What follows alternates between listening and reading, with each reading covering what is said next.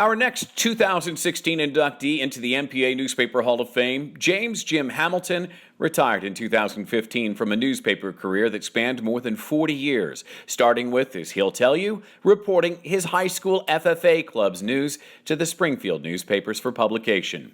He would go on to become editor of the Southwest Standard at Southwest Missouri State University, now Missouri State University, followed by editor of the Seymour Scope, the base newspaper for Seymour Johnson Air Force Base, North Carolina, coinciding with his military service. Jim was always a guy that worked hard and very serious about what he did, but he had a good sense of humor too.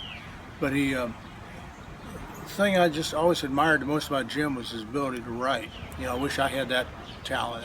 We all of us did something. I was better at selling advertising and coming up with things like that. Jim was real good at writing stories, covering things, getting the stories the way they should be done.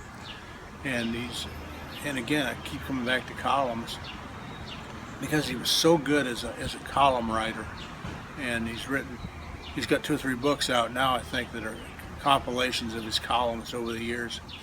And you can sit down and read those anytime, and the columns are timeless. They're evergreen. Upon his return to Southwest Missouri, Jim finished his degree and found a job as news editor of the Bolivar Herald-Free Press. He started writing for the newspaper in 1976 and would continue to do so until August 1977, when he returned to SMSU for graduate school. A year later, he was back at another community newspaper, the Buffalo Reflex, Dallas County Republican, of which he would become editor and general manager, and where he would remain until 2002. In that time, he would suffer personal tragedy with the death of his first wife and a daughter. We put out a good newspaper at Buffalo when he was in charge of doing that, and then he's run the farm sections for agriculture sections for the group of newspapers that Buffalo is part of down there now. Buffalo and Bolivar and Republic and Marshfield and several communities. So he really is great at agriculture, so I think he maybe raised some standards for agricultural journalism across the state. He certainly won a lot of awards for what a good job he did with that.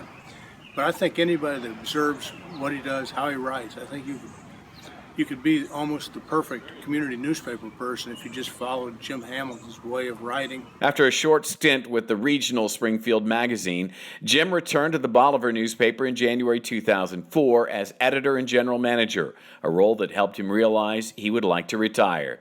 It would take more than a decade to finally realize that goal of retirement, during which time he served as a columnist and regional writer for owners of the Herald-Free Press, the Reflex, and other publications. I think he's got a great career ahead of him if he wants to, now that he's retired.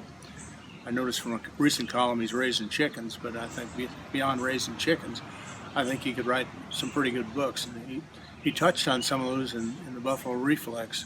Some of them, he had a character called Jubal in there, which was a name that popped up in a few old Western movies and Zane Grey novels, I suspect. But he was a Western character, and I keep encouraging Jim to come back with Jubal and do some more things with Jubal.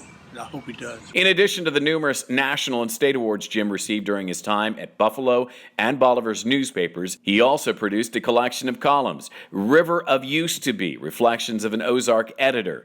In April 2016, Jim was inducted into the Missouri Southern State University's Regional Media Hall of Fame. Jim lives in Buffalo with his wife, Martha.